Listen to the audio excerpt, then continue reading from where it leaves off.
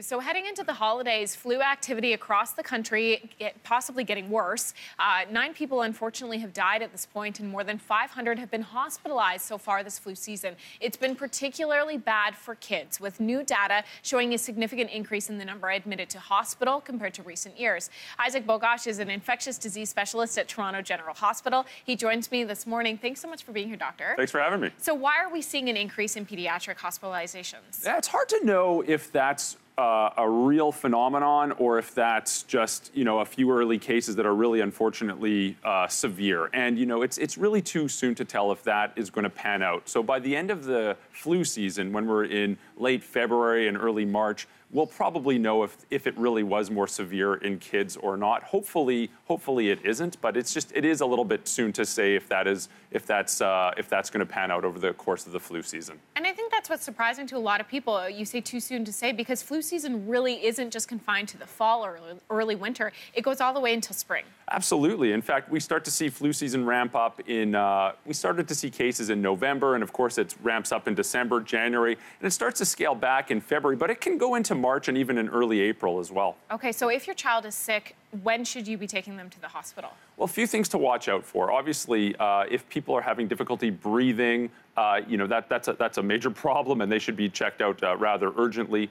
But if kids or adults who are infected as well are having difficulty keeping up with their fluids and their hydration status, it's time to get checked out as well. For the most part, people will be sick with the flu, but for the most part, people can manage at home with rest, with fluids and electrolytes, and usually this will pass in a couple of days. It's going to be a miserable couple of days, but it will pass in a couple of days. But if people are having trouble breathing or they just can't maintain their hydration, it's time to go get checked out. Now that we are several weeks into flu season, is it still worth getting the flu shot? Yeah, 100%. I mean, flu cases are still ramping up, and we will see flu numbers ramp up all throughout December and January.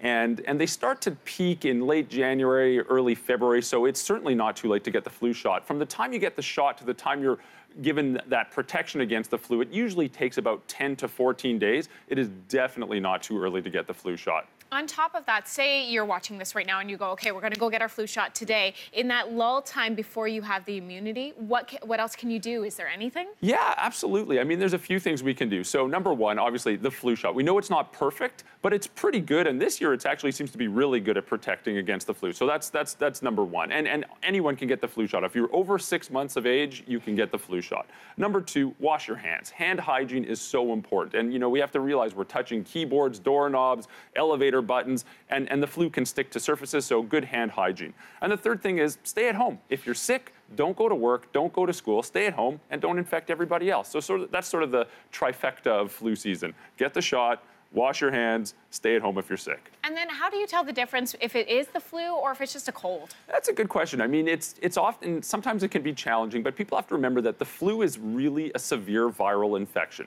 It's severe. Colds and coughs are typically mild. They're obnoxious, but they're mild. Influenza is rough. And we have to remember that, this is people will get really, really sick. And this kills over 500,000 people per year on Earth. So 500,000 people per year die. That's how severe it is. So these are the ones where people are really knocked out on their back and lying in bed sick. That's typically the flu. Colds and coughs are typically sniffles. You might have a fever, but the flu is, people will have fevers. They'll have muscle and joint and achy pains.